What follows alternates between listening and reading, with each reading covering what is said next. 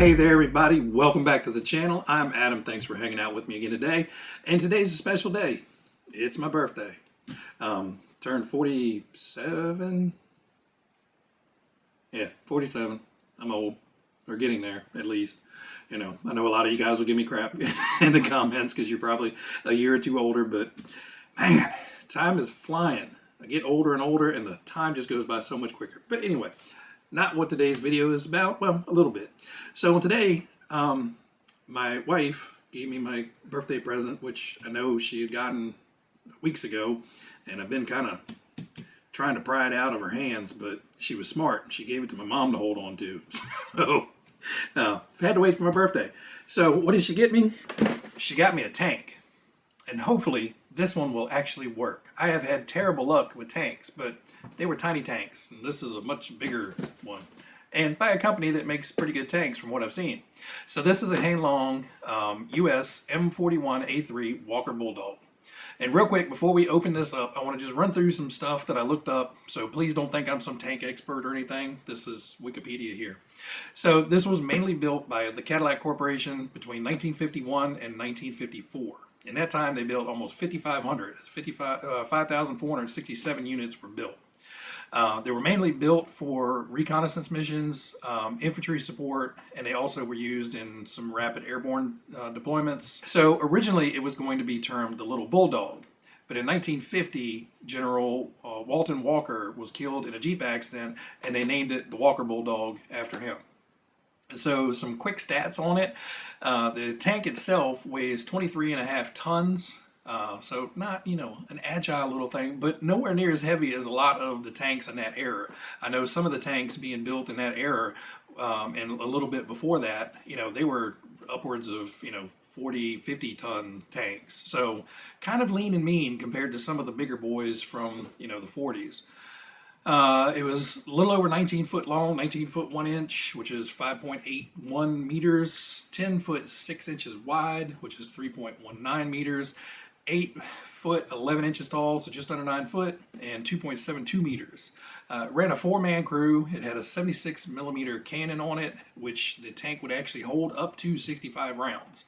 Now, generally, they probably didn't go out with that much, but it did have a capacity of holding up to 65 rounds. It was powered by a 500 horsepower 6-cylinder engine. It held 140 gallons of gas, but it ran up to 45 miles an hour, which is 73 kilometers an hour. So fast, light, and agile is what this tank was about. Okay, enough history lesson. Let's move on and actually see what's in the box. So I'm just going to forward through and rip it out of the box. It's still closed. I haven't opened it up yet.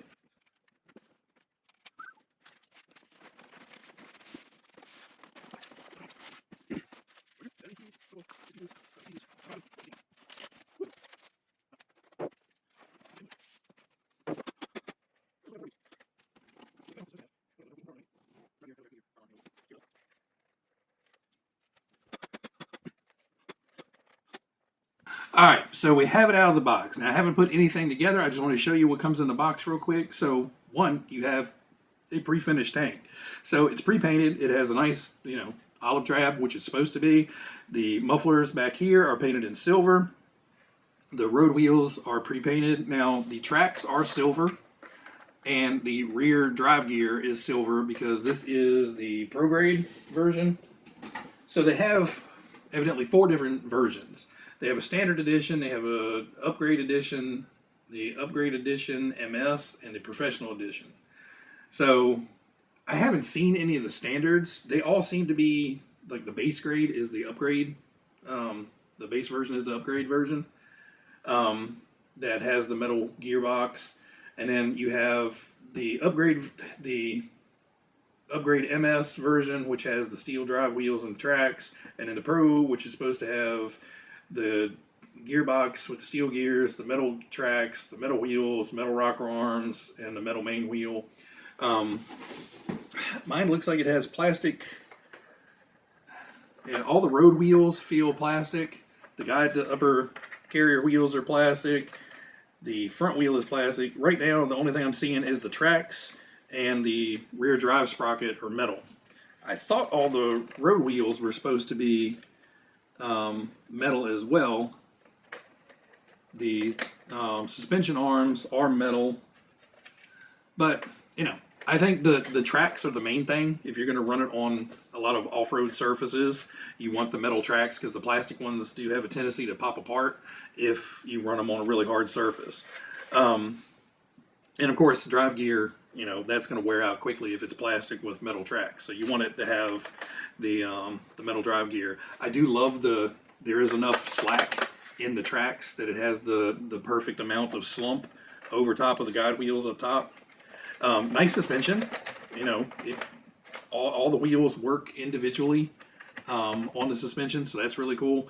Turret looks awesome. The gun barrel is even blackened on the end from the factory, so I'm glad they put some effort into, you know, making it look very, very nice. So really all I have to do is take the tracks off, blacken the tracks, and then probably paint in the rear sprocket to match the olive drab of everything else, and then technically we can drive it.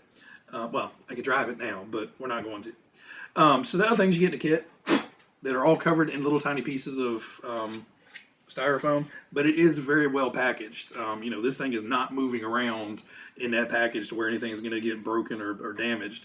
You get your radio control. Now the knobs are separate. They're in a little bag here, and it looks like they just push in, but they have nice machine metal caps on them. So whether you're a thumb tip or a pincher, you got knurling on the sides and the machine caps for those.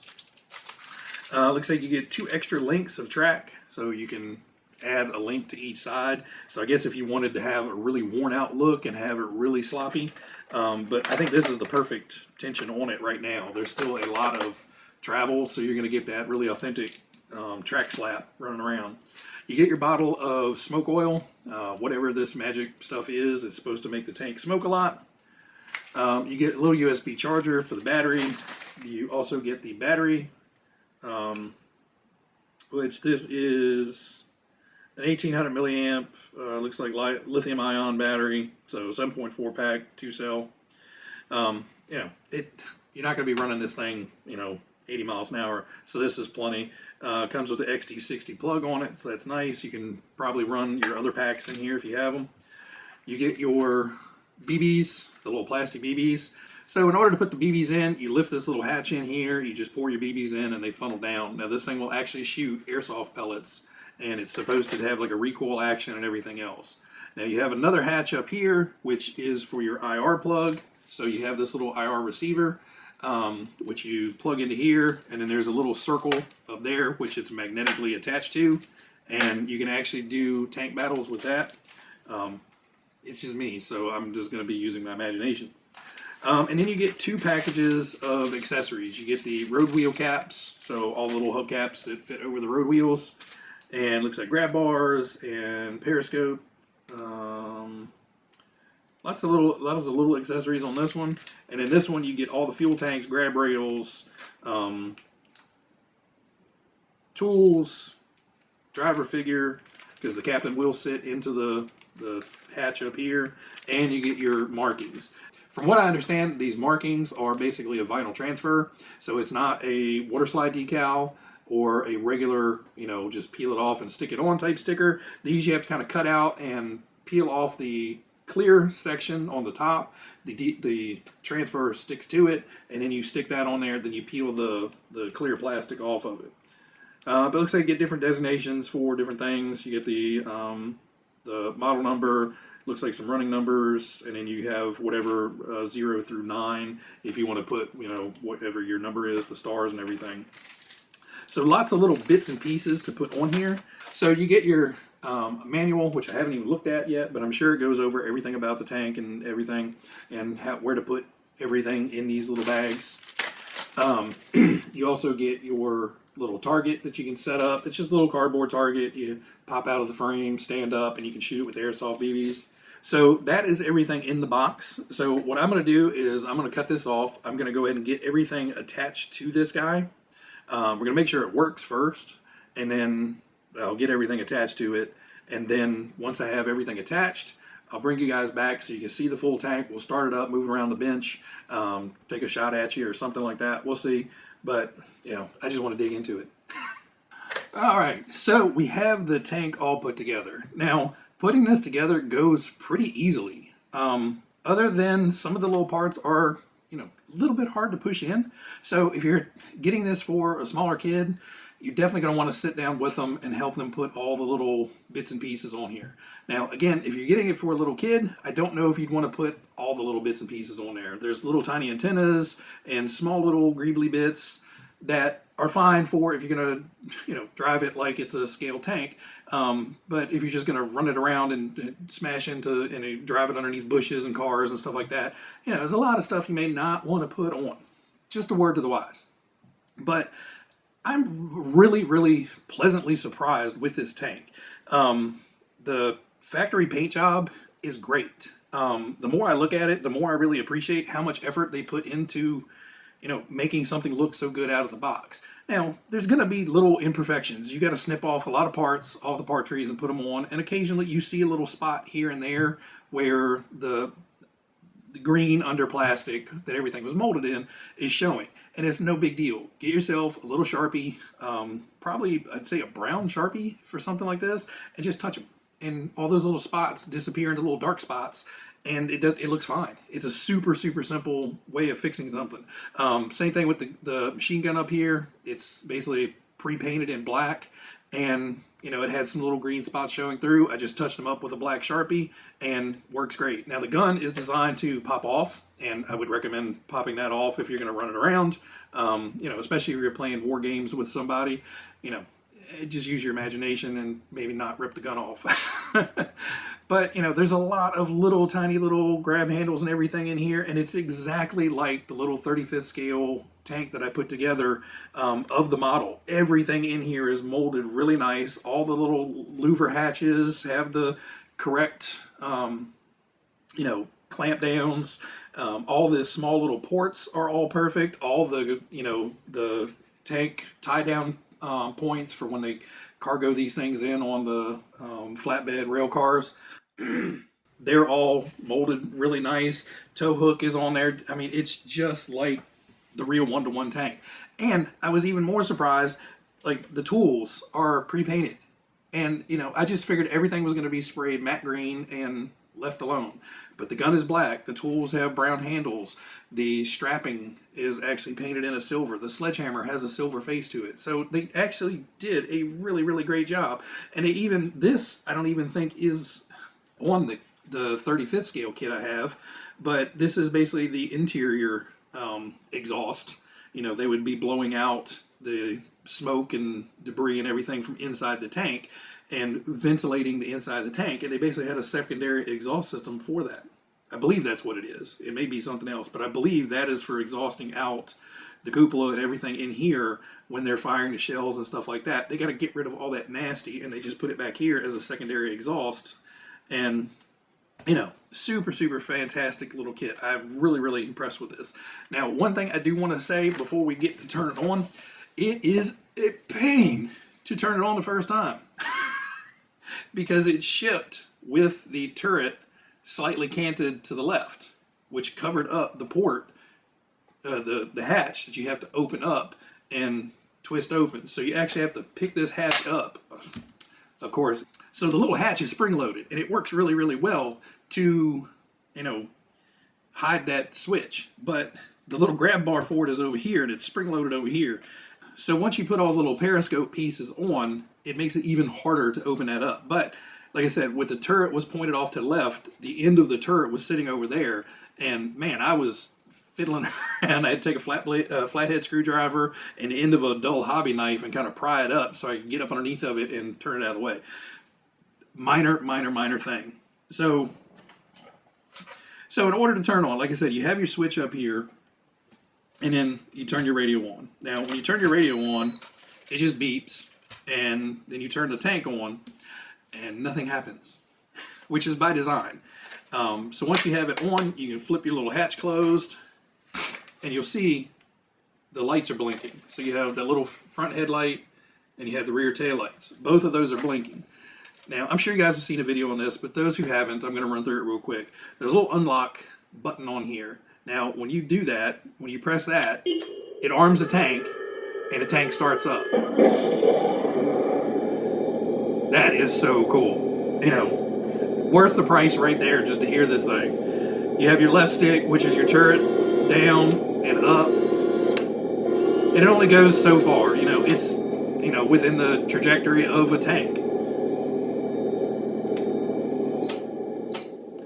You can turn the volume up and down by pressing the volume button and moving the stick left and right, up and down.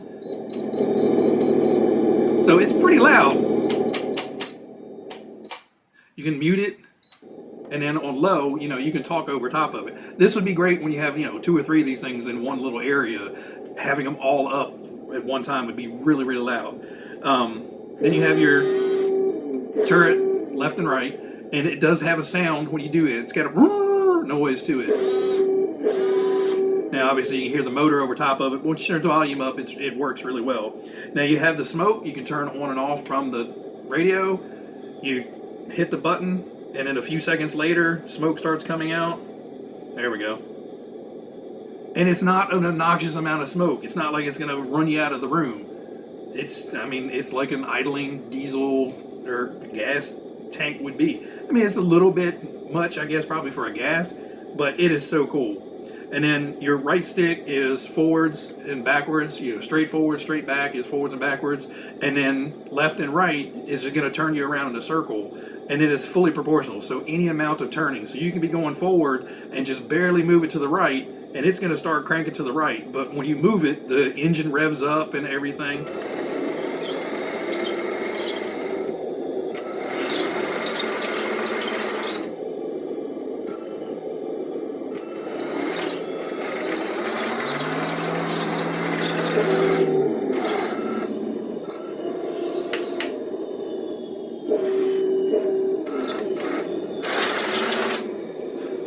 I'm going to turn the smoke off just because it's getting a little... And it's not a bad smelling smoke. This is something you could run inside and not run your family off. I mean, obviously, if you're in there for an hour, they'll probably get a little annoyed with you, both with the sound and the smoking. And probably after an hour, you shot them once or twice. So it's probably going to be something, you know, minor runs indoors. But you can turn it off at any time. And it doesn't have a good smell. It doesn't have a bad smell. It's just kind of a weird, almost slightly sweet smell. That I was a little worried about. But you have the machine gun sound. Now on this one, since this has a separate machine gun, there is no lights on it. A lot of them have the either turret mounted or front mounted machine guns. And I know those have the lights in there, so when you hit that button, then it will you know, light up that little light as the machine gun fires. And then you have your bullet shooting, which you have to basically press this button and then press the machine gun sound. Now, I don't have airsoft bullets in here, but you can hear it wind up and shoot, and then the whole tank has the recoil. That recoil is so cool. Yeah, so this has ended the tank curse. Now, let me go ahead and shut this thing down, and I'll turn the volume up real quick so you can hear that.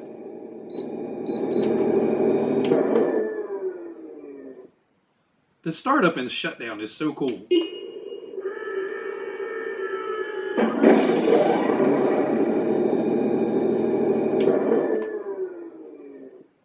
Super, super cool.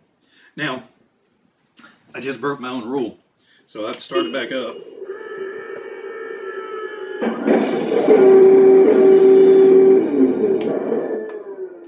That way I can get in here and turn the thing back off. So, I will probably do a little bit of weathering on this. Like I said, I do want to do the tracks. I have a small piece of track here, and I ordered this stuff the other day to have it. I was fairly confident I was getting one of these for my birthday, so I went ahead and ordered the blackening agent. Okay, so I know a lot of people use MIG and other stuff like that. I couldn't get that in a short amount of time, so I got this Jax iron, steel, and nickel blackener. So it's basically a solution. You put in the parts, you let them sit for a while, and it's supposed to blacken any metal, or almost any metal. I thought it was a bigger bottle. I forgot how small 2 ounces is. I may have to get another bottle to do these tracks, so we'll have to see about that. I'm going to do it on a test piece first, just because I don't want to, you know, ruin a whole track with this turning it like, you know, bronze or something like that. I'd rather just have them the gray than turn them a really crazy color. But with the test piece, with the extra links, I can test it and see how that goes. So I'm going to have to clean the tracks anyway. So I was going to wait until the tracks were all clean and everything to take it out for a run. But at this point, I got to take the tracks off and clean them anyway, because this test, if there's any grease or any kind of stuff on there, it will affect the way it goes. So I have to take the tracks off and clean those front to back to make sure that works, or works well. So we will take it out and get it running. Now, I do want to mention I just want to mention a couple things. And please, I'm not complaining at all. I just want to mention this because if somebody happens to get one and you have the same experience, you know what to do. So when I got this tank, and you know, if you watched any of Heng Long's videos, they tell you first thing you need to do before you put all the crap on it and, you know, do anything with it, put the battery in and run it through its paces. Does it move? Does it smoke? Does it do everything it's supposed to do? Does it shoot? Does it make all the noises? Do all the lights work? All that stuff.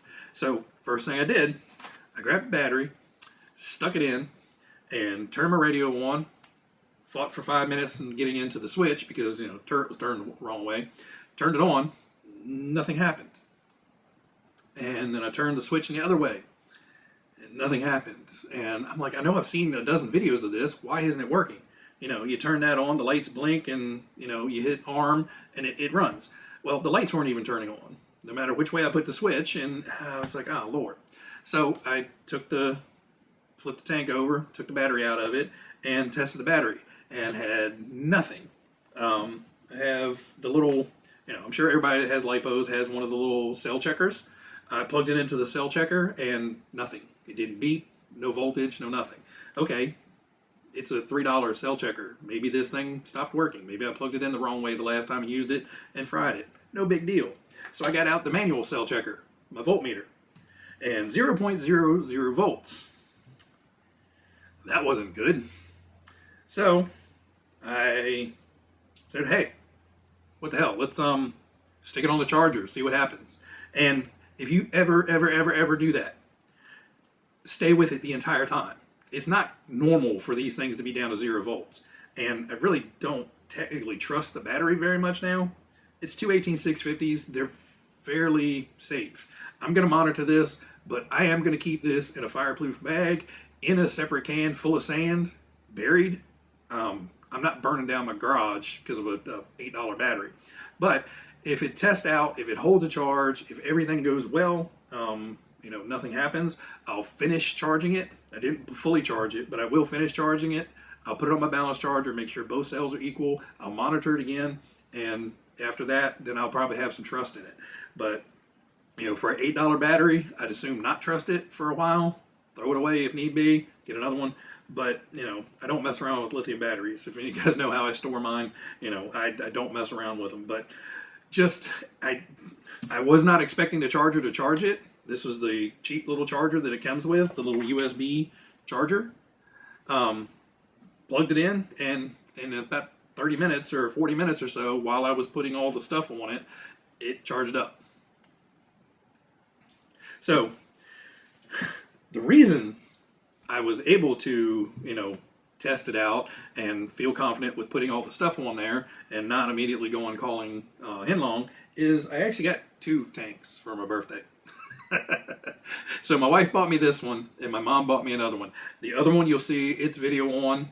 It probably won't be as long and as involved as this one was, just because I'm not going to go over the entire, you know, every nuance about the tank and everything. But I will have another video separately devoted to that tank, and you know, I'm really glad I got 2 because now I can have a friend over and we can battle with these things. And you know, I think it's just going to be awesome seeing, you know, 2 of these things crawling around and running around the bushes trying to chase each other down and stuff. And you know, if not, then I have, you know, one day I'm going to drive one tank and the next day I'm going to drive another tank, whatever. Anyway, guys, I hope you liked the video. I will leave you off with a little bit of running footage. I know this one kind of went long. There was a lot of stuff to cover. I'm really excited about this new tank. You know, it's super, super cool. I will put up right after this some of the small some of the images of the small 1/35th scale tank that I did of the Walker Bulldog. It's just a little scale diorama thing where it's sitting there, but it's fully weathered out and everything. So on this one, I don't think I'm going to go that weathered out. It'll probably just get a little bit of, tans and browns and blacks, sprayed on it a little bit here. It looks great as is. This looks like a well-kept, brand new tank that has had some time on it, but not much time, so we'll see. Anyway, guys, everybody out there, you guys be happy, be healthy, be safe, and I will catch you on the next one. See you.